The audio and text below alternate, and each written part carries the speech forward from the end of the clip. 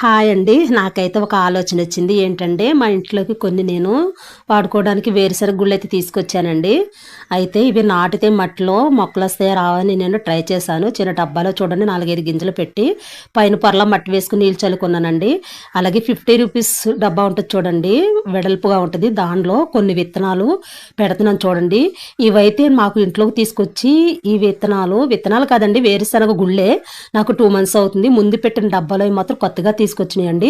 వీటిలో ఏవి మొలకలొస్తాయో, ఏవి రావో చూద్దాం మనము. ఎన్ని ఫెయిల్ అవుతాయో, ఎన్ని వస్తాయో చూద్దాము. చూడండి, ఈ బ్లాక్ డబ్బాలో పొరలో మట్టి వేసి నీళ్ళు చల్లుకొని ఉంచుకుంటున్నానండి. ఎన్ని రోజులకి మొలకొస్తుందో కూడా చెప్తాను. ఈ రూ. 50 డబ్బాలో చూడండి, అన్నీ ఫెయిల్ అయిపోయినాయండి విత్తనాలు. ఇది ఒక్క మొక్క మాత్రం వచ్చిందండి. ఇప్పటికి 9 డేస్ అండి. 9 రోజులకి మొక్కలు ఇలా వచ్చేసాయండి. చూడండి ఎంత హ్యాపీగా ఉందో. అయితే ఇవి కొత్తగా తెచ్చిన వేరుశనగ గుళ్ళండి. ఇవి మాత్రం చాలా గ్రో అయింది. చాలా బాగుంది కదండి.